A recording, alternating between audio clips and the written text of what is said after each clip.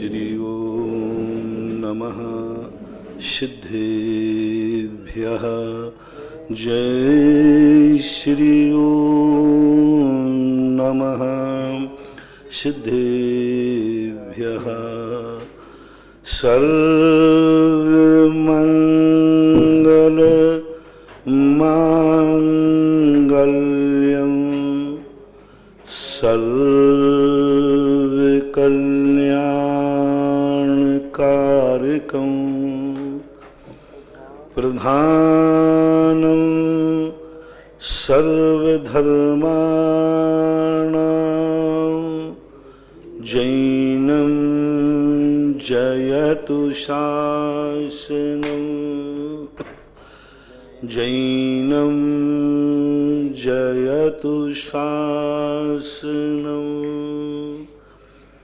जैनं जयतु शासनं। पंच परमेष्टि भगवान की जय। आचार्य श्री गुरुवर कुंद कुंद महाराज की जय। आचार्य श्री गुरुवर विद्यासागर महाराज की जय। परम पूज्य निर्यापक मुनि पुंगव श्री सुधासागर जी महाराज की जय। परम पूज्य मुनि श्री महासागर जी महाराज की जय। समस्त मुनि संघ की जय।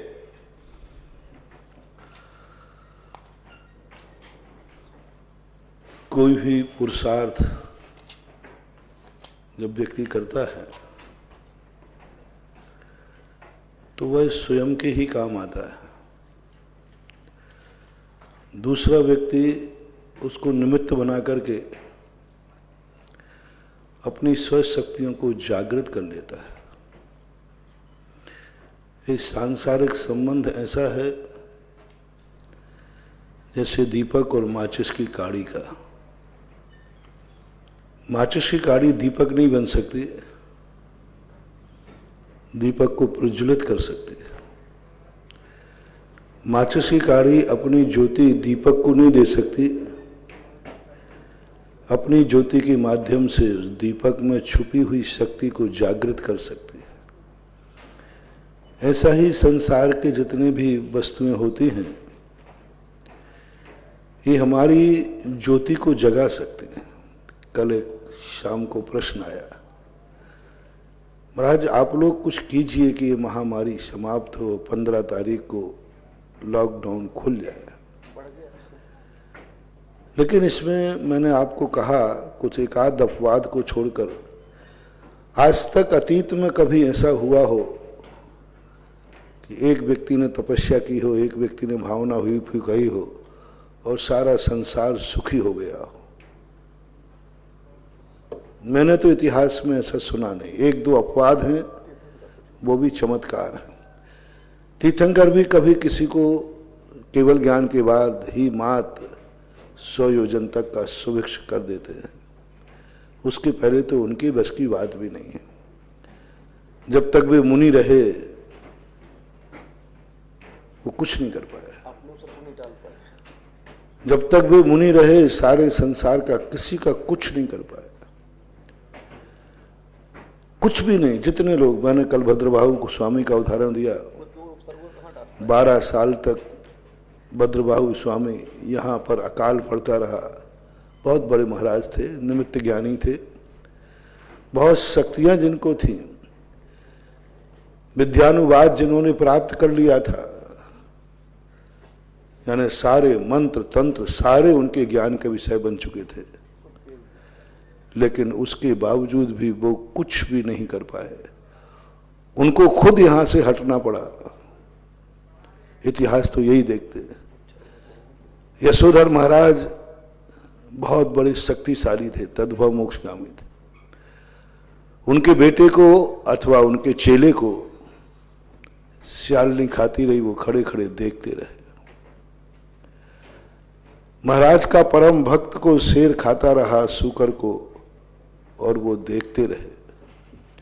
आगम इस सृष्टि के बहुत बड़े विचित्र नियम है। यदि इस सृष्टि का रिमोट कंट्रोल गुरुओं के हाथ में दे दिया जाता तो इस सृष्टि न जाने कहां से कहां पहुंच जाती। वो जानती थी सृष्टि यदि कि साधु के हाथ में हम दुनिया का रिमोट कंट्रोल दे देंगे तो ये सारी दुनिया पापी हो जाएगी।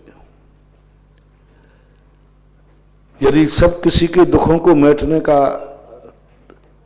साहस शक्ति हम साधु के आशीर्वाद में दे देंगे, सारी दुनिया पापी हो जाएगी, अनर्थ हो जाएगा, मिट जाएगी। इसलिए सब प्रकृति ने ऐसी शक्ति बल दी कि साधु के सारे अधिकार छीन लिए। बोले तुम तपस्या कर सकते हो तो तुम अपने खुद के धर्म की रक्षा करने के लिए, तुम चींटी को बचा सकते हो मात्र अपने अहिंसा व्रत के लिए, तुम चींटी की जिंदगी के रक्षक नहीं हो सकते, तुम चींटी की जिंदगी बचा नहीं सकते। हाँ, तुम्हारे द्वारा नहीं मारी जाएगी ये हो सकता है, उसमें भी तुम्हारा स्वचतुष्टय है, अपने लिए कर सकते। लोग कई बार भगवान के भरोसे इतने हो जाते हैं कि स्वयं पुरुषार्थ करना भूल जाते हैं। मैंने एक बार कहा था, जो पिता अपने बेटों को इतना सब कुछ दे देता है कि उसकी जिंदगी में कभी उसे कमाने की जरूरत नहीं पड़ती, ऐसे बेटे जिंदगी में बर्बाद हो जाते हैं, समाप्त हो जाते हैं, उनका अपने आप में कोई भी योग्यता हासिल नहीं कर पाते। इसलिए पिता को कहा गया, चाणक्य ने जब चंद्रगुप्त को शिक्षा दी कभी उसका साथ नहीं देता था, पिटता था, पिटने दो, खूब जम के पिटाता था। चाणक्य कई बार गुरु को छोड़ के भागा, आप मेरे गुरु नहीं दुश्मन हैं, हम पिटते हैं तुम कुछ करते ही नहीं हो, हैं? तो फिर उसके बावजूद भी कई बार उन्होंने कहा चंद्रगुप्त के लिए, कई बार भागा, लेकिन अंत में जब चंद्रगुप्त बहुत बड़ा हुआ, गुरु के जाने के बाद उसे गुरु की याद आती थी कि याद यदि गुरु मुझे इतनी कठिन यातनाएं नहीं देते, इतने कठिन संघर्ष के कार्य नहीं देते, तो आज मैं इतना महान नहीं बनता। ऐसे भगवान की शक्तियां भी ऐसे ही हैं सृष्टि की, अपने भक्त को चरम सीमा तक दुख देते हैं। ईश्वर कर्तृत्ववाद में भी मैंने यही देखा, भक्त जब अंतिम सीमा पर पहुंच जाता है तब ईश्वर आता है। द्रौपदी के चीर हरण के समय कृष्ण जी आए, उसके पहले नहीं आए। जब द्रौपदी को दाव पे लगा रहे थे तब ने क्यों नहीं आकर कृष्ण ने धर्मराज का हाथ पकड़ लिया? जब दुशासन बाल पकड़ के खींच रहा था उस समय क्यों नहीं आए? जब दरबार के अंदर अपमान हो रहा था तब क्यों नहीं आए? तब से लास्ट में आए, सबसे लास्ट में। तो चाहे ईश्वर कर्तृत्ववाद हो चाहे कर्मवाद हो,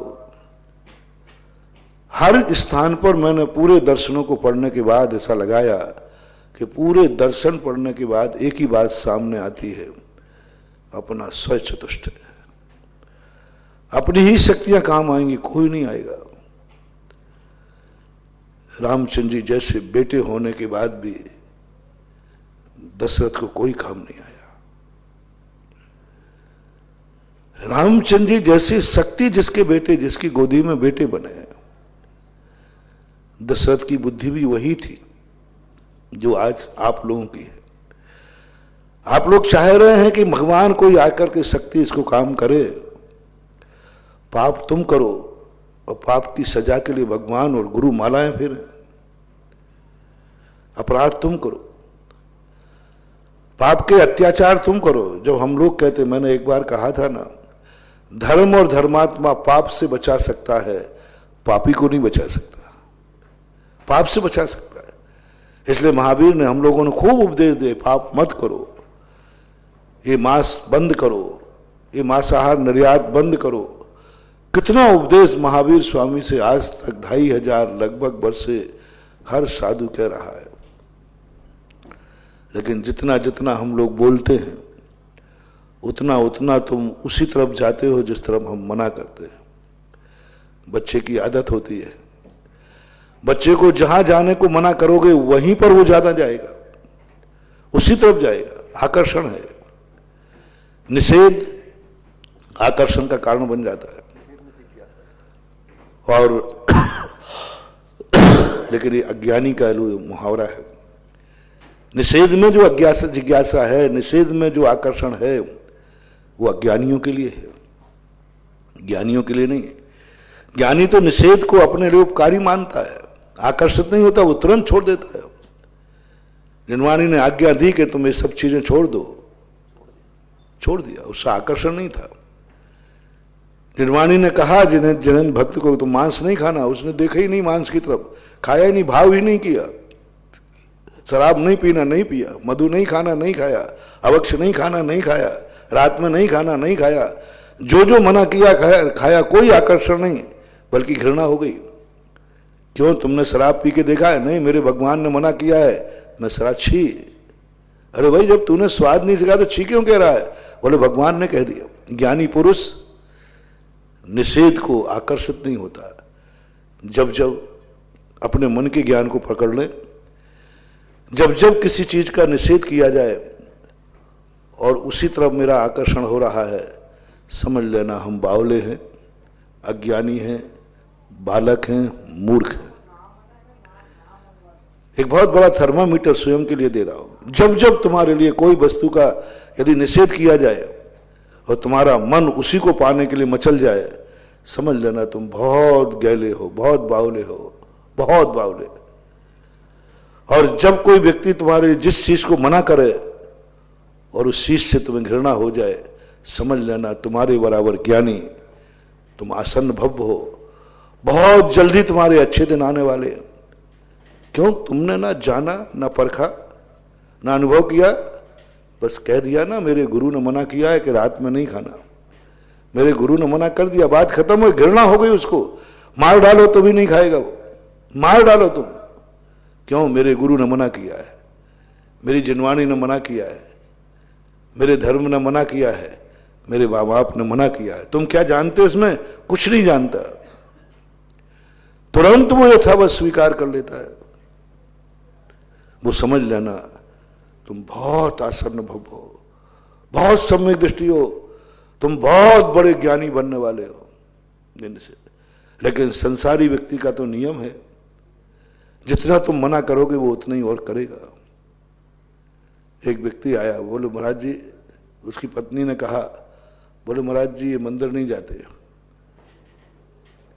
और खूब गुटखा खाते।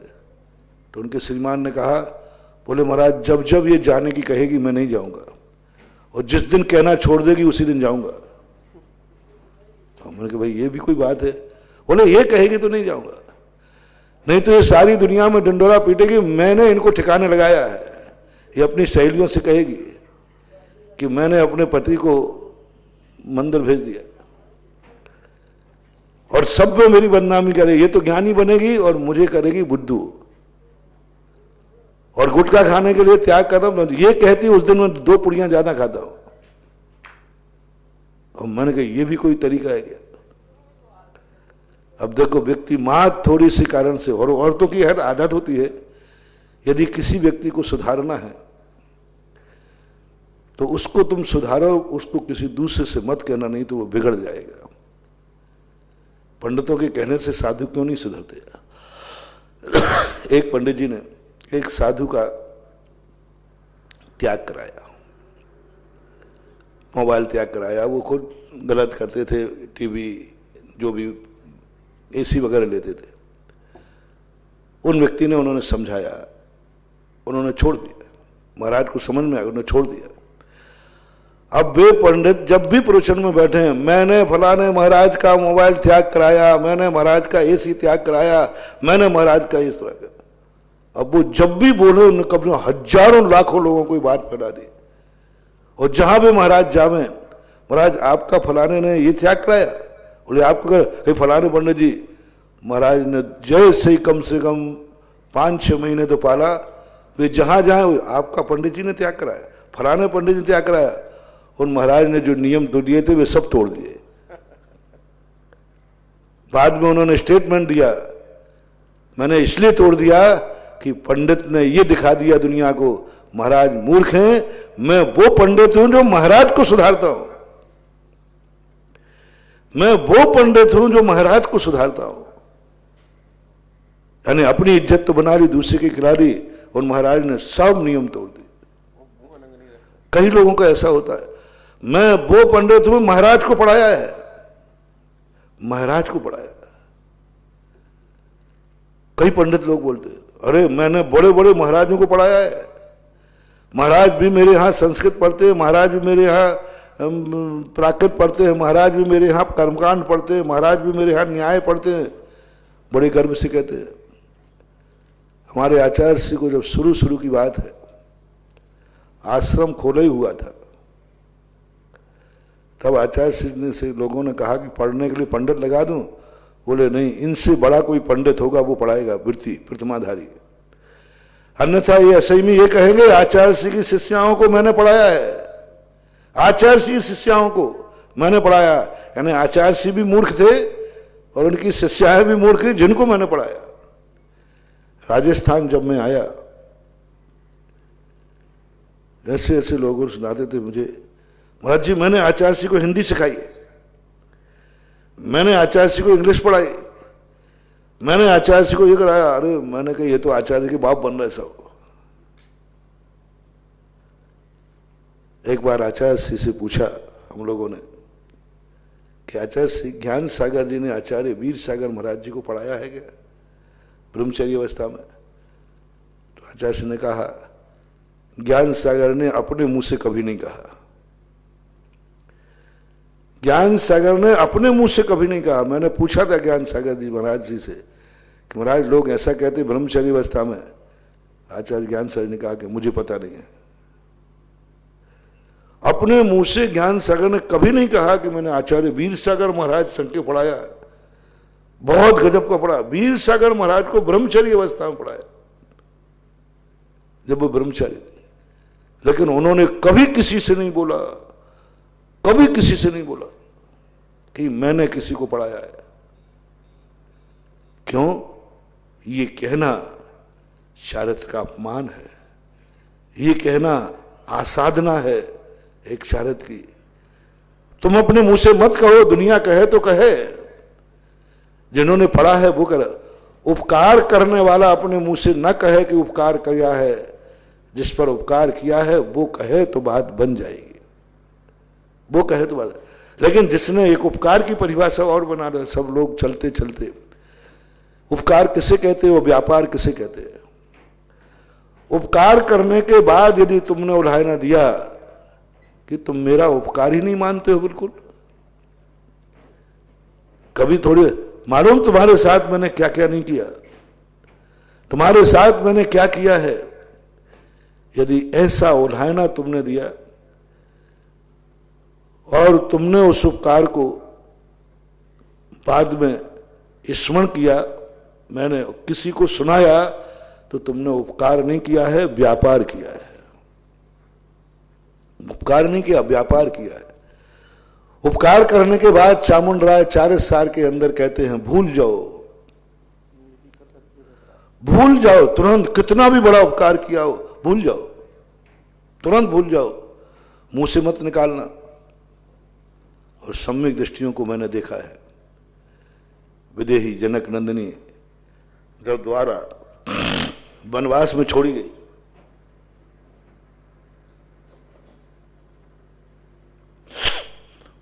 वनवास में छोड़ी गई, उस समय विदेही ने कभी एक शब्द भी नहीं कहा कि रामचंद्र जी ने मुझे वनवास में छोड़ दिया।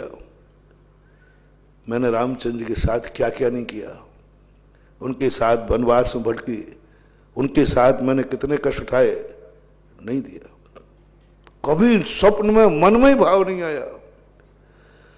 सारी दुनिया सोच रही थी कि रामचंद्र जी कुछ, सीता कुछ लाए ना देगी। कृतांत वक्र ने कहा, तब भी उसने कहा नहीं, मेरे कोई लायना नहीं है, कुछ भी नहीं कहना। ये कहलाता है अच्छा संबंध। आपके जितने संबंधी हैं उन संबंध पर दिन भर उड़ाना, दिन भर टॉर्चर, थोड़े सा कुछ आ जाए अतीत की सारी बातें उखाड़ोगे, मैंने तुमसे ये किया, मैंने तुम्हारे लिए ये सहन किया, मैंने तुम्हारे लिए कितने कष्ट उठाए। सब माँ बेटे को चिल्लाती रहती है, मैंने तेरे लिए क्या क्या नहीं किया। बाप चिल्लाता रहता है, मैंने तेरे लिए कैसा पढ़ाया, कैसा लिखाया, कैसा किया, ये कुछ नहीं किया, ये सब व्यापार किया है। मियाँ बीवी भी, भाई भाई भी, हर व्यक्ति दुनिया में उपकार कर 99% लोग उपकार की आड़ में व्यापार करते हैं, क्योंकि उपकार को स्मरण करके रखते हैं। कृत उपकारम न विस्मरन्ति साधवः, तो जिसके ऊपर उपकार किया उसको नहीं भूलना है। उपकार वाला तो तुरंत कहता है, भैया मैंने कोई उपकार नहीं किया, मैंने तो अपना कर्तव्य किया है, मैंने तो कर्तव्य किया। तुरंत नकार देता है, कोई कहता भी है तो नकार देता है।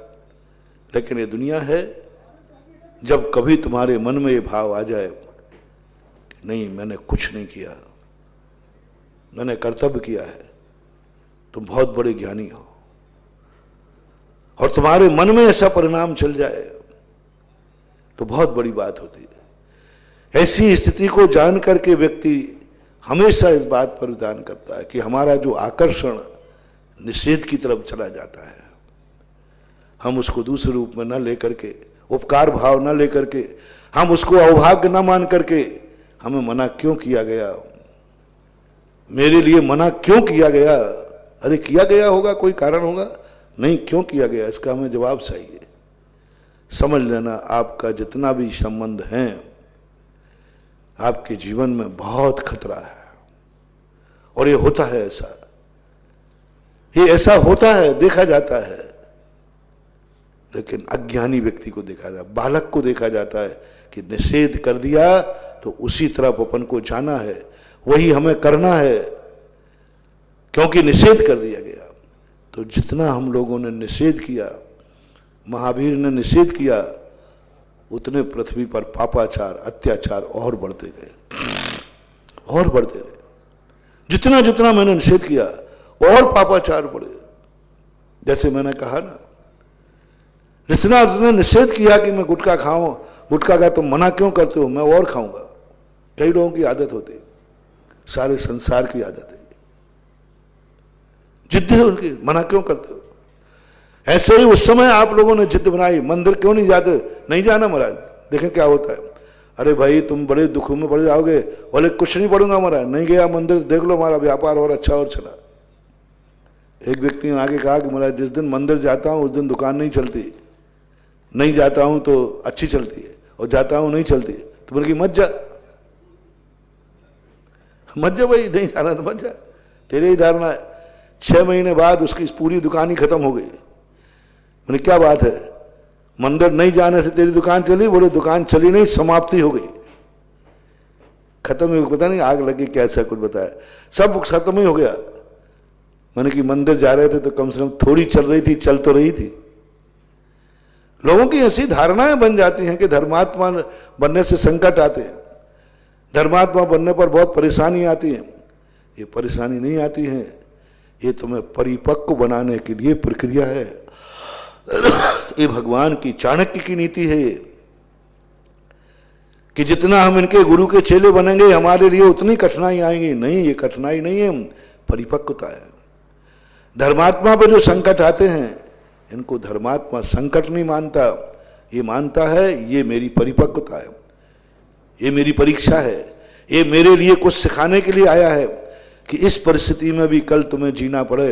जैसे एक दिन हमने कहा था कि धर्म ने कहा कि अष्टमी चौदस के दिन तुम लॉकडाउन करना, अष्टमी चौदस को लॉकडाउन, एकदम पैक हो जाओ, कहीं जाना नहीं, आना नहीं। सप्तमी की शाम को 24 घंटे के लिए, 36 लगभग घंटे मान लो, पैक हो जाओ, व्यापार नहीं करना, खाना नहीं कर, कुछ नहीं करना, पैक हो जाओ अष्टमी चौदस को।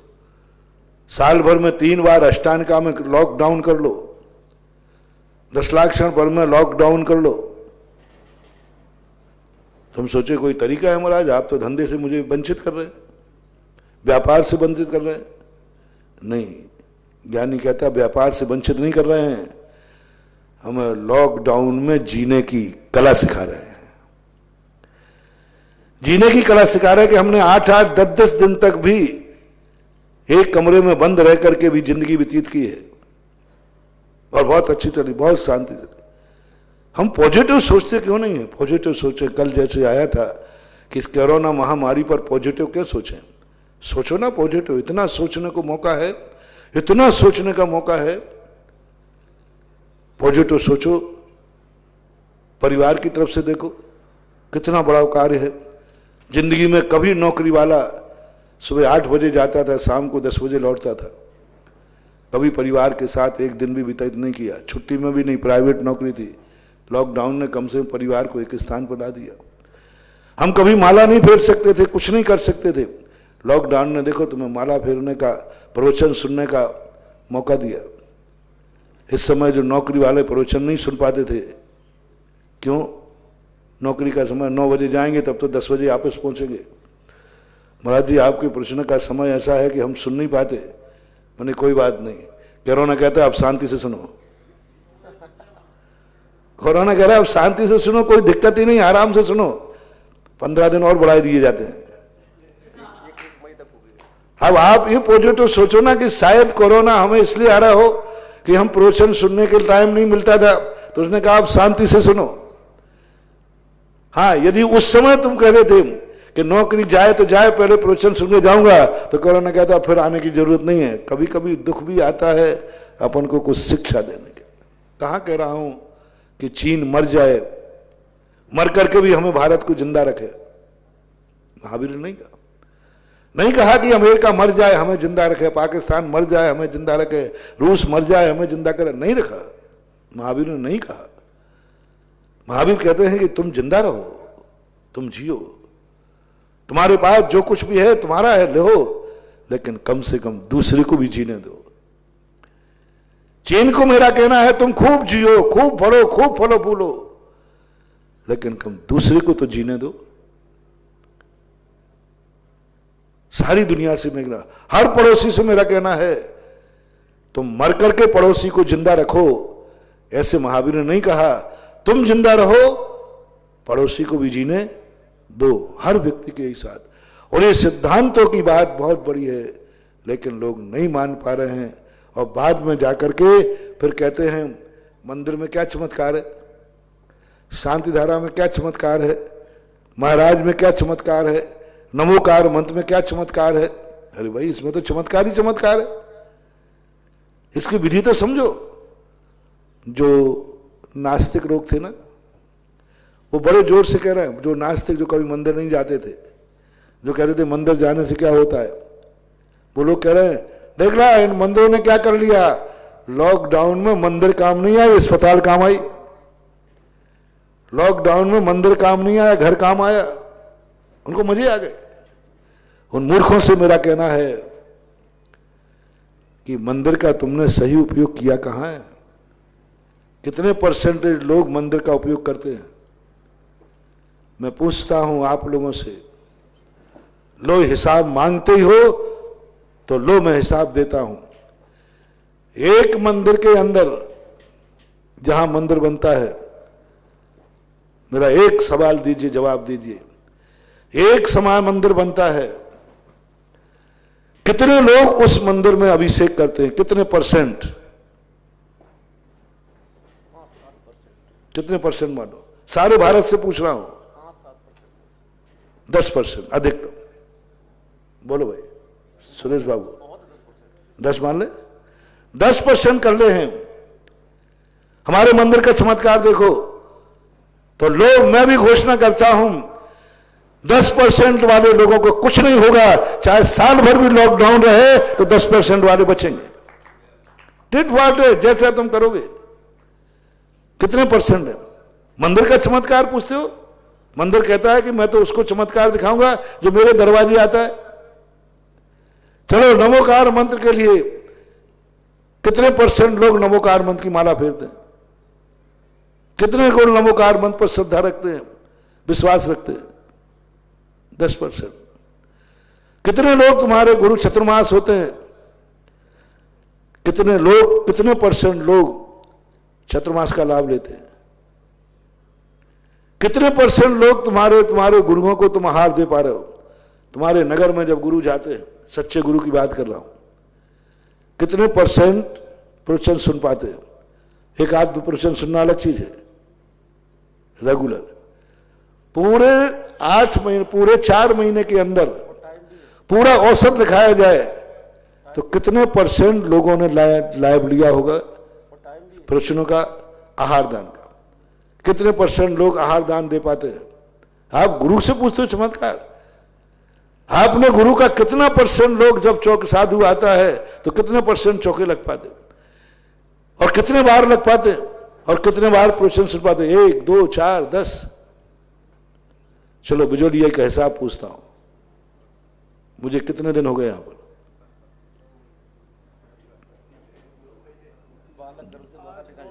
12 गर्भ से बाहर आ जाए, 9 महीने। 9 महीने में कितने परसेंट लोगों ने पूरे प्रवचन सुने होंगे? कितने लोग सुने होंगे? कितने परसेंट सुने होंगे? लॉकडाउन को छोड़ दो, कितने परसेंट प्रवचन सुने होंगे? और कितने परसेंट आप लोगों ने लाभ लिया होगा? कोई 10, कोई 10। कुछ लोग तो ऐसे होंगे आज तड़प रहे हैं, आज तड़प रहे, महाराज जी समाजा, महाराज जी हमने कौन सो पाप करो कि आप हमारे क्षेत्र में बैठे, हम प्रवचन नहीं सुन पा रहे साक्षात। अरे भला आदमी, 8 महीने से तो लॉकडाउन नहीं था, क्षेत्र पे आकर के भी प्रवचन नहीं सुनता था, ऐसा भी इतिहास है। कितने लोग यहां थे जो क्षेत्र पे रहते थे, कुर्सियों पे बैठे गप्पे करते रहेंगे लेकिन प्रवचन नहीं सुनते थे। कितने लोग हैं जो क्षेत्र पे आते हैं फिर भी अभिषेक नहीं करते थे। कितने लोग क्षेत्र पे आते हैं फिर भी आहार दान नहीं देते थे। अब आज जब बिल्कुल पाबंद कर दिया तो कह रहे महाराज जी कौन से बात? अरे तेरे तो पाप कर्म का होता पहले ही था, जब लॉकडाउन नहीं था तब भी था। आज मंदिर के लिए तड़प रहे हैं, क्या मंदिर जाना छूट गया महाराज, हमारा अभिषेक छूट गया। अरे जब लॉकडाउन नहीं था तब कितने परसेंट अभिषेक करते थे? जब लॉकडाउन नहीं था तब मैंने कहा था, हे बिजोलिया वालों, मुझे एक एक बात याद है बेटा, तुम्हें याद रहे या नहीं रहे। मैंने कहा था कि बिजोलिया वालों को एक नियम लेना है कि 24 घंटे में एक बार मंदिर का दर्शन तपोदय क्षेत्र में जरूर आना है। पहला नियम तो यही कि सुबह अभिषेक करने आओ, नहीं आ सकते हो तो दोपहर में आओ, शाम सोने के पहले एक बार जरूर आना है। जब लॉकडाउन नहीं था तब कितने परसेंट लोगों ने माना? कितने परसेंट बिजोलिया में लोगों का नियम है कि मैं केवल ज्ञान स्थली, भगवान पारसनाथ की केवल ज्ञान स्थली है, कम से कम मेरा बिजोलिया में वास है तो मैं 24 घंटे में एक बार तो जाएंगे। 24 घंटे में एक बार बिजोलिया का तपोदय तीर्थ क्षेत्र की वंदना करना, और चट्टान पर जाकर 9 बार नमोकार मंत्र पढ़ना। बिजोलिया में कितने परसेंट लोगों का ये नियम है? विशेष परिस्थिति को छोड़ करके कितना मान लो? सूरज पूरे घर की कह रहा हूं, 140-50 घर है जो भी है। कुछ घर तो कसाई में नहीं आते, वो कहता है वो अपनी ग्रुप की कमेटी नहीं है। अरे भाई कमेटी तेरे ग्रुप की नहीं है, पारसनाथ तो तेरे ग्रुप के हैं। कि पारसनाथ भी नहीं, मतलब पराज जी वो तो पारसनाथ भी उसी के हो गए। कुछ लोग इसलिए नहीं आते, जैन हैं, जैन कुल में जन्म लेकर के भी, हाँ वही कोड, ऐसी स्थिति बन जाती है। क्या धर्म करोगे? कितने परसेंट मान लो? 10% मान लो, 10% हो गए जो जिनके नियम होंगे। 90% 1-1.5 किलोमीटर है, 1.5 किलोमीटर दूर मुश्किल से है। जब लॉकडाउन नहीं था तब, अब लॉकडाउन है तो महाराज हम क्षेत्र पे कब आ पाएंगे? वो दिन कब आएगा? हाँ, अभाव में वस्तु की यही तो तुम्हारी, जब खुला रास्ता था तब नियम नहीं लिए। शायद यदि बिजोलिया का जैनी मेरी बात पहले मान लेता कि पूरा का पूरा जैनी परसेंटेज में अब 10% मांगी तो 10% तो यहां है, 10% को तो 10% लोगों ने मानी तो 10% तो यहां दर्शन कर रहे हैं। 90 ने नहीं मानी तो लॉकडाउन में घरों में बंद है। परसेंटेज चलेगा, बराबर चलेगा, टिट फॉर टैट। कितने परसेंट लोगों ने माला फेरी? कितने परसेंट लोगों ने लाभ लिए? जब वस्तु की छूट मिलती है, जब पुण्य का उदय आता है तब तुम पाप की तरफ भागते हो, और जब पाप का उदय आता है तो फिर चिल्लाते हो भगवान बचाओ। भगवान क्या करें? भगवान कहते हैं जितना % तुमने धर्म किया उतना % बचा लूंगा। बचेंगे महानुभाव, चिंता मत करना। अभी भारत के मिटने का दिन नहीं आएगा।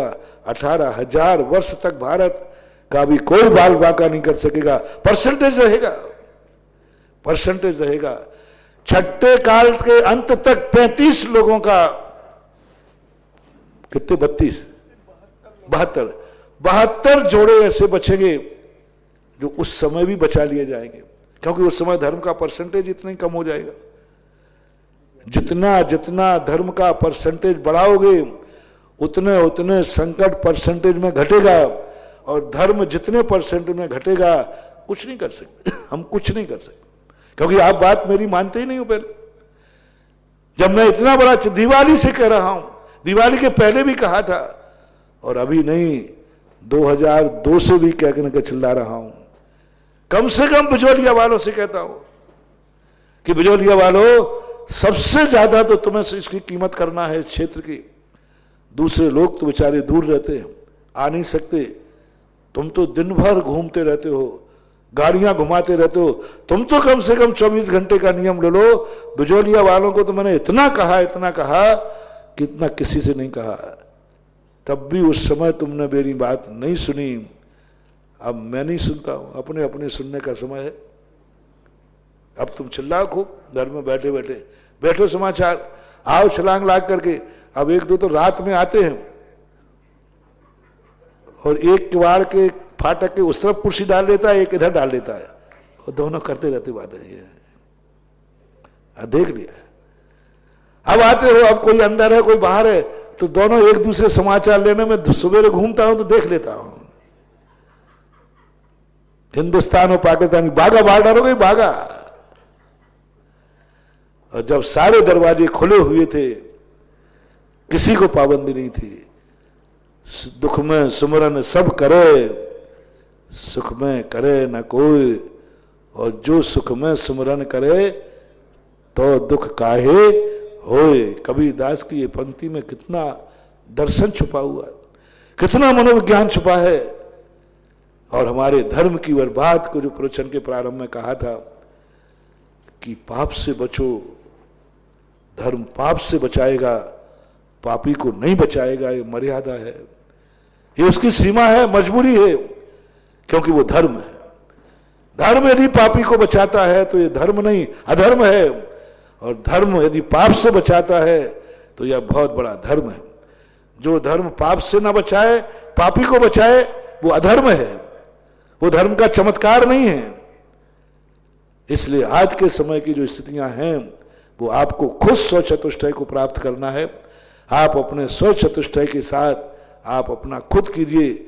हम धर्म के प्रति कितने बेईमान हुए, धर्म के साथ हमने कितना छल कपट किया, और धर्म को हमने कितनी ईमानदारी से पाला, धर्म को हमने कितनी ईमानदारी से किया। वे आज भी धर्म कर रहे हैं, ऐसे समय पर धर्म कर रहे।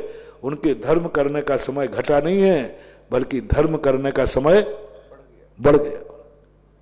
लॉकडाउन नहीं था तब धर्म करने का समय इतना नहीं था, अब धर्म करने का समय बढ़ गया उनका, धर्म करने का, क्योंकि उन्होंने इस संबंध में ऐसा पुण्य किया था पूर्व में, अतीत में।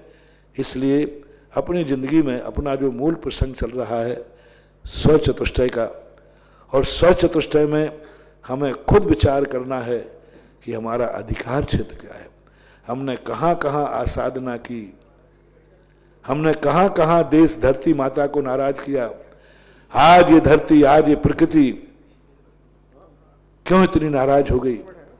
क्योंकि हमने इतना प्रदूषण किया, हमने इतना प्रदूषण किया।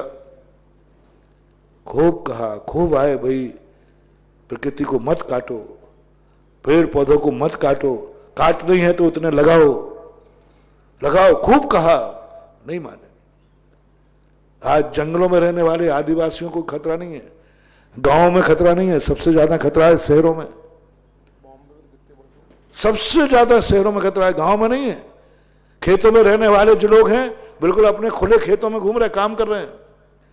जिनके खेतों में टपरे बने हुए, जो खुली हवा में रह रहे हैं, जो जंगलों में आदिवासी रह रहे हैं, वहां कोई अभी लॉकडाउन नहीं है, वे जंगलों में जा रहे घूम रहे, पर्यावरण है वहां उनका शुद्ध है। सबसे ज्यादा शहरों में है क्योंकि गंदगी का कीड़ा है। और कहा था पहले कि देखो पर्यावरण बनाओ, मत बिगाड़ो। कहा पहले गंगा को पवित्र रहने दो। अब गंगा ने कहा क्या करे। जमुना को मैंने देखा, खुद आंखों से देखा, गंगा जमुना दोनों देखी, क्या गंदी है, क्या पानी, काला पानी। 100 ऊपर बटेश्वर के बाद मैंने जमुना देखी। जमुना गंगा ने कहा बाबा जी आप भी थक गए? हाँ माता थक गए। अभियान करने वाले कई लोग मर गए, गंगा की सफाई करने के लिए मर गए लोग, गंगा की सफाई करने के लिए मर गए, अनशन कर गए गंगा को पवित्र करो, किसी ने नहीं सुनी। राम तेरी गंगा मैली हो गई, पापियों के पाप दे। पर वो ये गंगा नहीं है, ध्यान रखना, मैंने पूछ लिया है। पहले मैं भी यही समझता था यही गंगा है, तो मैं बोला राम की गंगा है तो मैली हो नहीं सकती, और जो मैली हो जाए वो गंगा राम की हो नहीं सकती। मैं तो यही कहता था।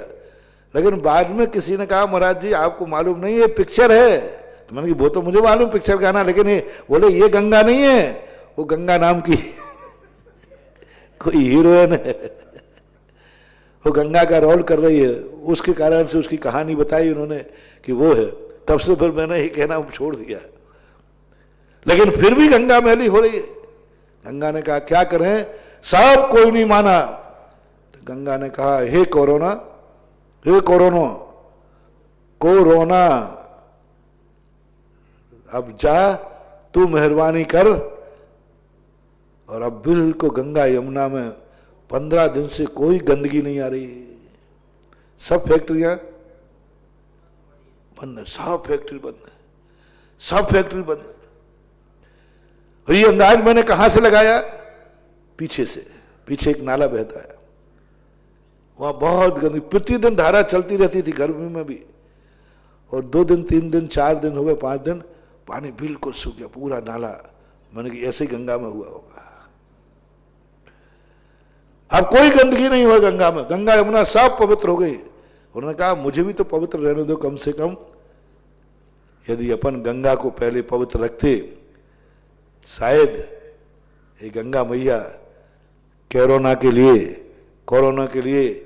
कहो अपनी नदी में ही बहा के ले जाती, तुम्हारे तक नहीं रहने देती। यदि हमने ये पेड़ पौधे इस प्रकार से घने बंद थे जैसे, यदि आज ऐसी बात नहीं है कि जमीन खाली नहीं पड़ी है, यदि हम इनको लगाते तो बहुत कुछ हम बना सकते थे।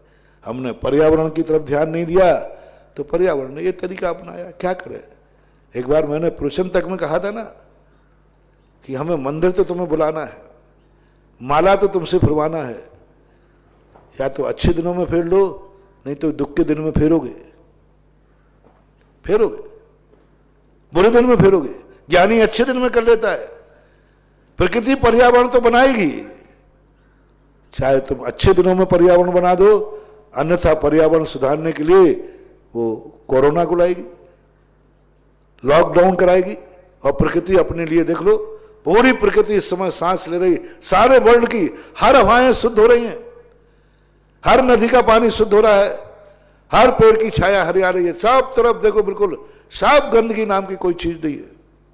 सारे वाहन बंद, सारे वाहन बंद। कितना पेट्रोल, कितना धुआं निकलता था, कितना प्रदूषण, सारी फैक्ट्रियां बंद। ये नीति अपनाना पड़ी, समय आपका हो रहा है। ये नीति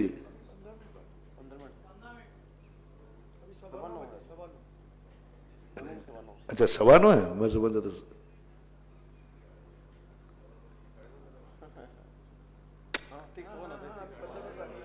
9:15 है क्या अभी? क्यों 8:45 पे तो शुरू हुई थे। अच्छा वो टाइम मैं समझा 10:15 का। अच्छा ठीक है, अपना अभी टाइम दूसरा चलता है, डेफर टाइम है।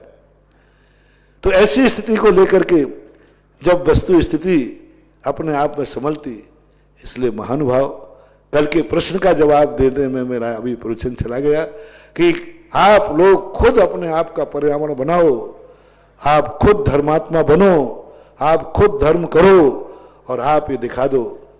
एक बहुत पहले का विषय अधूरा पड़ा है, आज स्मरण होके आ रहा है। पहचान कब से करें कि हम धर्मात्मा हैं? पहचान कैसे करें कि हम तुम्हें चाहते हैं? पहचान कैसे करें कि हमारा तुम्हारा संबंध अच्छा है? इसके दो तरीके मैंने बताए। पहला तरीका बताया कि तुम्हारे पास जब बिल्कुल फुर्सत का टाइम है, वो टाइम तुम किसको देते हो? दो तरीके हैं अपने पास।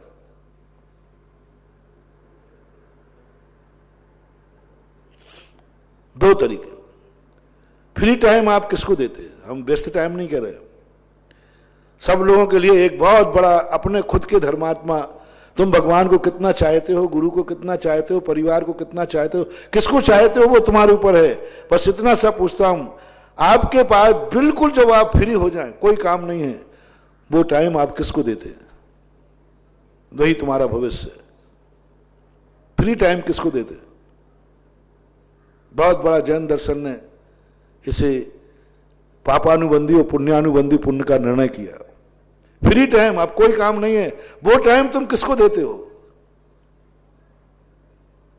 जिसको देते हो, यदि आप ये फ्री टाइम टीवी को दे रहे हैं, पिक्चर को दे रहे हैं, तो आपकी जिंदगी में बस वही पिक्चर काम आएगी, वही काम आएगी। उसकी जितनी ताकत है उससे तुम जी लेना। फ्री टाइम यदि आप अपने परिवार को दे रहे हैं तो आपके संकट में परिवार काम आएगा। फ्री टाइम यदि आप भगवान को दे रहे हैं तो संकट में भगवान काम आएगा। फ्री टाइम गुरु को दे रहे हैं तो गुरु काम आएगा। फ्री टाइम आप जैसे ही फ्री हुए, बहुत सारे लोगों का ऐसा नियम है, फ्री होते ही वे माला फेरने लग जाते। फ्री होने पर आपने क्या चीज बढ़ा दी है? 24 घंटे की पहले निर्णय करो। 24 घंटे में जब जब आप फ्री होते हैं उस समय आप क्या करते हैं, नोट कर लेना डायरी में। इस समय आप फ्री हैं, आपका सबसे अधिक समय किसके लिए दे रहे हो? इस समय आप सब तरफ से फ्री हैं। सब लोग अपनी डायरी में लिखना शुरू करें, सबसे ज्यादा टाइम आप किसको दे रहे हो? फ्री टाइम किसको दे रहे हो? वही तुम्हारी जिंदगी में काम आएगा। बस उसकी जितनी शक्ति है वो तुम्हारे काम आ जाएगा। आप यदि टीवी में समय निकाल रहे हैं तो टीवी में जितनी शक्ति है पिक्चर में, वो तुम्हारे लिए शिक्षा दे देगी। परिवार को दे रहे हैं तो परिवार तुम्हारे पास, परिवार के बाद जिसकी शक्ति है वो संकट में काम आ जाएगा। अब इस समय आप किसको दे रहे हैं, ये फैसला आपके हाथ में है। सारे संसार के लिए ये डायरी बनाना है। आज 2-3 प्रश्न हमने डायरी बनाने के लिए दिए थे। होमवर्क ऑनलाइन, क्योंकि आजकल स्कूलों में पढ़ाई नहीं हो रही तो ऑनलाइन चालू हो गई है कि स्कूल में तुम आ नहीं सकते, मास्टर तुम्हारे पास जा नहीं सकते, ऑनलाइन। इसी प्रकार प्रवचन सुनने तुम आ नहीं सकते, हम तुम्हारे पास जा नहीं सकते, इसलिए ऑनलाइन पढ़ाई आज की। कि आज सबको यह लिखना है कि फ्री टाइम आपका 24 घंटे आप किसको ज्यादा देते हैं, बस वही तुम्हारी जिंदगी में काम आएगा, वही तुम्हारे संकट में काम है। अब उसकी जितनी क्षमता है उतना आ जाएगा। बच्चे को दे रहे हैं तो बच्चा उतना काम आ जाएगा। पत्नी को दे रहे हैं तो पत्नी तुम्हारी जितनी ताकत है उतनी तुम्हारे काम आ जाएगी संकट में। पति को दे रहे हो तो पति के पास जितनी औकात है तुम्हारे काम आ जाएगी। भाई को दे रहे हैं तो भाई काम आ जाएगा। भगवान को दे रहे हैं तो भगवान तुम्हारे संकट में काम आ जाएगा। गुरु को दे, किसको दे रहे हो? नमोकार मंद स्वचतुष्टय, तुम्हारा निर्णय तुम्हारे पास, तुम्हारा निर्णय तुम्हारे पास। भगवान कहते मैं कुछ नहीं कर सकता हूं, आपका स्वचतुष्टय मुझे कितना टाइम देता है। फ्री टाइम भी मेरे लिए नहीं। फ्री टाइम होते ही आप देखो, जब आपका लॉकडाउन नहीं था, आप फ्री टाइम होते ही क्या करते थे? घूमने जाते थे। फ्री टाइम घूमने के लिए, फ्री टाइम गार्डन के लिए, फ्री टाइम होटलों के लिए, फ्री टाइम हिल स्टेशनों के लिए। तो वही होटल काम देगी? क्या बात होगी? वही गार्डन काम देंगे? वही मस्ती काम देगी? फ्री टाइम आपका, आप अपनी जिंदगी के लिए, आपको बहुत थोड़ा सा टाइम मिली, ये बना लीजिए अपनी जिंदगी को, जब से तुमने होश संभाला हो तब से फ्री टाइम तुमने किसको दिया है? प्रश्न नोट करें सभी ऑनलाइन वाले, फ्री टाइम तुमने किसको दिया है अपनी जिंदगी में? जब जब तुम फ्री हुए, चलो गुरु के पास चलते हैं, फ्री है, छुट्टी का दिन है, चलो तीर्थ यात्रा पे चलते हैं, छुट्टी का दिन है, आज चलो कहीं प्रवचन सुनने चलते हैं। दिया कभी? कितना परसेंट फ्री टाइम? दुनिया में कितना परसेंट लोग फ्री टाइम तीर्थ यात्रा पर देते हैं? बोलो भाई साहब, फ्री टाइम कितने परसेंट लोग तीर्थ यात्रा को देते हैं और कितने परसेंट घूमने के लिए देते हैं? 90% घूमने के लिए, 10%। फ्री टाइम कितने लोग माला फेरने बैठते हैं और फ्री टाइम कितने लोग गप्पे करने बैठते हैं? फ्री टाइम में कितने लोग तत्व की चर्चा करते हैं और फ्री टाइम में कितने लोग यहां वहां की निंदाएं, बुराई करते हैं? फ्री टाइम को बता रहा हूं, फ्री टाइम बता रहा हूं, वो आप नोट कर लीजिए। उस समय वही निर्णय, वही परसेंटेज आपकी जिंदगी में काम है। भगवान स्पष्ट कह देंगे, गुरु स्पष्ट कह देंगे, फ्री टाइम तक तेरे मेरे लिए नहीं था तो मैं क्या फुर्सत में बैठा हूं जो तुझे दे दूं? तो अपना फ्री टाइम भी भगवान को नहीं दिया और भगवान इतना व्यस्त है तो भी कह रहा भगवान थोड़ा मेरी तरफ भी ध्यान दो। गुरु फ्री नहीं है फिर भी कहता महाराज मेरी तरफ ध्यान दो, तेरे पास तो फ्री टाइम था तब भी तूने भगवान को नहीं दिया, फ्री टाइम था तो भी नमोकार मंत्र नहीं दिया। अरे नोट गिनते गिनते, नोट गिनने के बाद टाइम नहीं था, वो तो दे दे माला को, जितने नोट हैं वो गिन के रख ले। और आज मेरे पास नोट इतने आते हैं कि टाइम ही नहीं मिलता, कोई बात नहीं, लेकिन नोट गिनने के बाद अब फ्री टाइम, अब तो माला फेर ले, अब तो 9 बार फ्री टाइम में तो तुझे 9 बार नमोकार मंत्र की माला फेरने का समय नहीं है। दो फरमान जारी करता हूं, जिस व्यक्ति ने अपनी जिंदगी का फ्री टाइम जिसके लिए दिया है वही तुम्हारे काम आएगा। इस संकट को दूर करने के लिए उसी को याद करो, उसी को याद करो। बहुत बड़ा फॉर्मूला है, जिसको आपने फ्री टाइम दिया हो आप उसी को याद करो, वही तुम्हारा कार्य करेगा।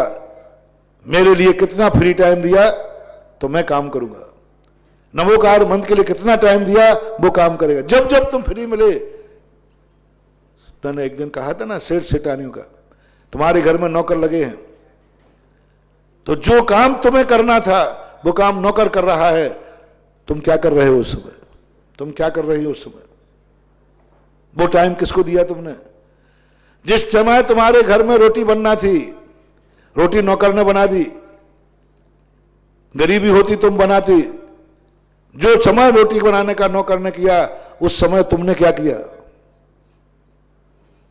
घर में झाड़ू पोंछा लगाती, तुम्हारी गरीबी होती तो आज तुमने झाड़ू पोंछा लगाना नहीं पड़ा, नौकर लगा दिया, तुमने उस समय क्या किया? वो हिसाब मुझे आज चाहिए, वो हिसाब दीजिए आप। और वो हिसाब बन गया, आपके प्रश्न का जवाब मिल गया, वो हिसाब बना दीजिए आपका, आपके धन दौलत का हिसाब बना दीजिए। जब जब आपके सारे खर्चे काट करके पैसा बचा, उसको आपने किसको खर्च किया, किस में खर्च किया, हिसाब बताओ। पैसा बचा, पेट की रोटी काट के नहीं कह रहा हूं, बच्चों की नहीं, सब आपने पूरा कार्य कर लिया, घर की सारी आवश्यकताएं बची, उसके बाद जो आपके पास बचा था उसका हिसाब आज मैं मांग रहा हूं। वो बचा हुआ पैसा आपने किस पे खर्च किया, वही तुम्हारे संकट में काम आएगा। बचा हुआ पैसा कह रहा हूं, वेस्टेज का, आवश्यकता से ऊपर का, वो तुमने कितने परसेंट लोगों ने बचे हुए पैसे को भगवान के ऊपर खर्च किया? कितना परसेंट मानो? वही 10%। 90% पाप में खर्च किया, पापों में खर्च किया। वही पापी तुम्हारी रक्षा करेंगे, वही पापी तुम्हारे संकट दूर करेंगे, क्योंकि तुमने बचा हुआ धन पाप में खर्च किया। कितने परसेंट लोगों ने कभी कहा बचा हुआ धन मैं औषधि में दान करूंगा, बचा हुआ धन रोगी का, वो पुण्य तुम्हारे काम आएगा। अभी बीमारी आएगी, आ भी जाएगी, चिंता मत करना। जिसने अपना बचा हुआ धन औषधि दान में दिया है, वो कोरोना वालों के बीच में भी रहकर के उसका बाल बांका नहीं होगा, क्योंकि उसका पुण्य उसके काम आएगा। तुम्हारा बचा हुआ धन तो तुमने पापों में खर्च किया, गुलछर्रे उड़ाए, ऐसो आराम किया। तो देखो भाई, धर्म इतना बुद्धू नहीं है। धर्म को लांछन मत लगाओ। धर्म क्या कर रहा है? धर्म सर्वज्ञ है, अंतर्यामी है। वो एक एक चीज मान ली। जब जब तुम्हारे पास धन बचा था, तुमने धर्म को किसको दिया? वो ही तुम्हारी रक्षा करेगा। भगवान की तरफ से ये जवाब है, धर्म की तरफ से जवाब है, नमोकार मंत्र का ये जवाब है। और जिन जिन ने अपना बचा हुआ धन धर्म की तरफ मोड़ा है, उनको धर्म साथ देगा, ये मुझे विश्वास है। इसी प्रकार आप सब में लगा लेना। परिवार के लोग, फ्री टाइम आपने परिवार को किस में लगाया? क्या उपयोग किया परिवार का? बच्चे को होमवर्क हो गया, बच्चे का क्लास का सब पढ़ लिया, अब बच्चा फ्री हो गया। बच्चे को आपने फ्री टाइम क्या कराया? पिक्चर दिखाया, गेम्स सिखाए? क्या फ्री टाइम उसको नमोकार मंत्र पढ़ाया? आपके बच्चे को भगवान बचाए, आपके बच्चे को गुरु बचाए, आपके बच्चे को नमोकार मंत्र बचाए। चिल्ला रहे हो क्योंकि बच्चों को ज्यादा खतरा है। भगवान पारसनाथ ने कहा, इनसे पूछ कि इनके बच्चे का फ्री टाइम बच्चे से इन्होंने क्या कराया। होमवर्क के समय होमवर्क कराया, स्कूल के समय स्कूल भेजा, सोने के समय सुलाया, खाने के समय खिलाया। लेकिन बच्चे का जो फ्री टाइम था, उस समय बच्चे से इन्होंने क्या कराया जिस समय इनके कराने की बात थी। बच्चा स्वयं कुछ नहीं कर सकता था, जो मम्मी पापा करा देंगे वो कर सकता था। आपने अपने बच्चे से फ्री टाइम में क्या कराया? दो फैसला लिख लो। जिसको तुम्हारे बच्चे का फ्री टाइम कराया हो, वो ही तुम्हारे बच्चे के संकट में काम आएगा। यदि फ्री टाइम में तुमने नमोकार मंत्र पढ़ाया है, तो बच्चे के काम नमोकार मंत्र आएगा। फ्री टाइम में यदि तुमने कहा, बेटा अब तू होमवर्क कर लिया है, चाहे मंदिर के दर्शन करा, तो भगवान काम आएगा। फ्री टाइम में तुमने कहा, बेटा होमवर्क हो गया, जा गुरु के पास जाकर बैठ, तो गुरु काम आएगा। टिट फॉर टेट, कोई कंसेशन नहीं, कोई कमीशन नहीं। आपने फ्री टाइम आपके बच्चे का कहां गया? आप दोनों मियां बीवी, महाराज जी लोग रोते हैं, महाराज जी मैं विधवा नहीं हो जाऊं, मैं विधुर नहीं हो जाऊं, कच्ची गृहस्थी है, बच्चे अनाथ है। उस समय तो मैं कुछ नहीं बोलता, क्योंकि संवेदनशील होता है, प्रवचन में बोलने में कोई बाधा नहीं। दोनों मियाँ बीवी ने फ्री टाइम किसको दिया है? व्यस्त टाइम नहीं पूछ रहा हूं, जो तुम्हारे टाइम थे एक दूसरे को, दोनों के टाइम जब दोनों फ्री हो, बिल्कुल फ्री हो, कोई काम नहीं है, तुम दोनों मियाँ ने क्या प्रस्ताव पास किए? आज का दिन अपन फ्री है, कोई काम नहीं है, तो वे दोनों ने क्या सलाह करके दिया? वो फ्री टाइम मियाँ बीवी ने किसको दिया? दो हिसाब बताओ। दोनों ने कमाई की थी, कमाई बचने के बाद जो पैसा बचा, वो फ्री टाइम किसको दिया? यही माँ बेटे में लगा लेना, यही भाई बंधु में लगा लेना। आज की बहुत खरी खरी बातें हो गई। कारण बताओ नोटिस हो गया, कहना पड़ता है, क्योंकि तुम लोग सीधे सीधे धर्म और धर्मात्माओं पर हावी हो जाते हो। धर्म क्या कर रहा है? धर्म इतना मजबूर है, करें क्या? तुम्हारे बैंक में कुछ नहीं है, तुम्हें चेक पास करूं कैसे? महावीर भगवान है कि